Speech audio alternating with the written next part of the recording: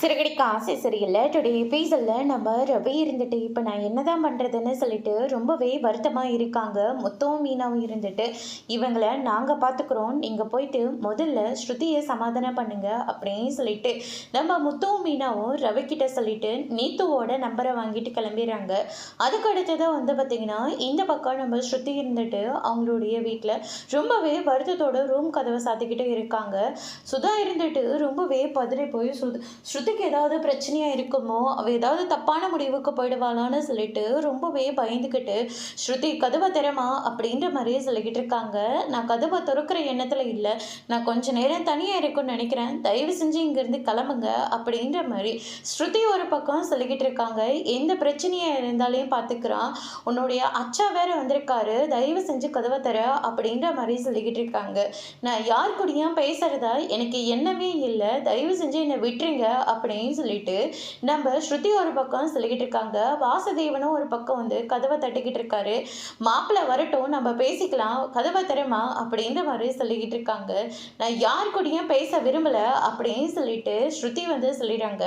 சரி இப்போ என்னங்க பண்ணுறது, மாப்பிள்ளை பெரிய மாப்பிள்ளை, என் பொண்ணு எந்த நிலைமைக்கு ஆளாக்கி வச்சுருக்காங்கன்னு பாரு அப்படின்ற மாதிரி வாசுதேவன் வந்து ஒரு பக்கம் ரொம்பவே கோவத்தில் இருக்காரு. அதுக்கு அடுத்து தான் நம்ம மனோஜ் இருந்துட்டு ஷோரூமில் இருக்காங்க. அப்போ ஜீவா இருந்துட்டு இந்த அக்கௌண்ட்ஸ் எல்லாம் கொஞ்சம் பாருங்கள், என்ன இவ்வளோ கொண்டு வந்திருக்கு, எப்போ எடுத்துகிட்டு வந்து கொடுத்தாலையும் அப்புறமா பார்க்குறேன்னு சொல்கிறீங்களே தவிர வேலையிலேயே உங்களோட நினப்பு போகவே மாட்டேங்குது, இன்னைக்காச்சும் பாருங்கள் அப்படின்ற மாதிரி சொல்லிடுறாங்க. ரோகிணியோட விஷயம் என்னாச்சு அப்படின்னு சொல்லிட்டு இந்த பக்கம் சந்தோஷ் வந்து சொல்லுவோம், அவள் மட்டும் டிவோர்ஸ் கொடுத்துருந்தா நான் சந்தோஷமாக இருந்திருப்பேன், ஆனால் அவள் டிவோர்ஸ் கொடுக்காம இப்படி எல்லாரையும் அலக்கடிச்சிட்ருக்கா அப்படின்ற மாதிரி சொல்லிக்கிட்டு இருக்காங்க. எங்கள் கசினோட பொண்ணு ஒரு டிவோர்ஸ் ஆகியிருக்கு, நீங்கள் மனசாச்சிங்கன்னா நீங்கள் கல்யாணம் பண்ணிக்கலாம் அப்படின்ற மாதிரி சொல்லிக்கிட்டு இருக்காங்க. இல்லை எனக்கு கல்யாணம் ஆகாத பொண்ணு தான் தேவை, கல்யாணம் ஆன பொண்ணெல்லாம் எனக்கு வேண்டாம் அப்படின்ற மாதிரி நம்ம மனோஜ் வந்து சொல்லிடுறாங்க. சந்தோஷ் வந்து நக்கலாக ஃபோனை எடுத்துகிட்டு வந்து உன் முகத்தை பார்த்து நீயே சொல்லிக்கோ, நீயே செகண்ட் மேரேஜ் தான் ஆக போகிற அப்படின்ற மாதிரி சொல்லிடுறாங்க. ரோகிணியை ஏமாற்றிட்டு போனதுக்கு நான் எப்படி செகண்ட் மேரேஜ் பண்ணிக்க முடியும் அப்படின்ற மாதிரியே சொல்லிக்கிட்டு இருக்காங்க. சார் உங்களுடைய அம்மா வரேங்க அப்படின்ற மாதிரி சொல்லிடுறாங்க. பின்னாடியே சிந்தாமணியும் வராங்க.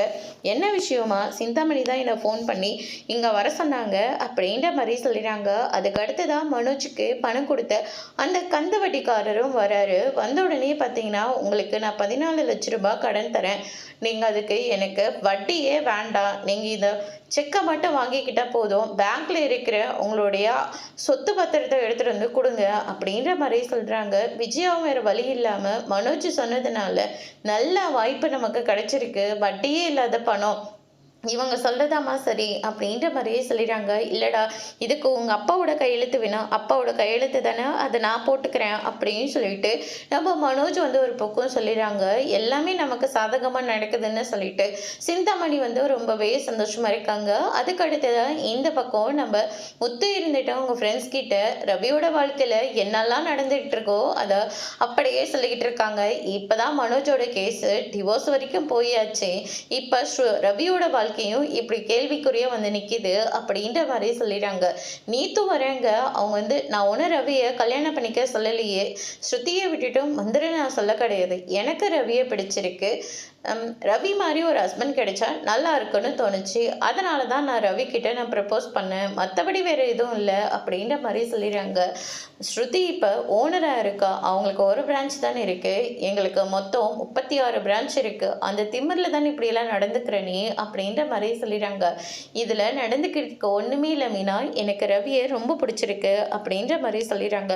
சொன்னதே சொல்லிட்டு இருக்கிறதுனால இந்த பக்கம் மீனாவும் மொத்தம் ரொம்பவே கோவப்படுறாங்க. நீத்துவையும் வான் பண்ணுறாங்க. ஆனால் நீத்து இருந்துட்டு எனக்கு ஹஸ்பண்டுனா அது ரவி மட்டும்தான் அப்படின்ற மாதிரி சொல்லிட்டு அங்கேருந்து கிளம்புறாங்க. முத்து இருந்துட்டு இதுக்கு வேறு ஏதாவது தான் நம்ம பிளான் பண்ணி ஆகணும் அப்படின்னு சொல்லிட்டு நம்ம முத்து ஒரு பக்கம் சொல்லிக்கிட்டு இருக்காங்க. அதோடு இன்னைக்கான எபிசோட் முடிச்சிருக்காங்க.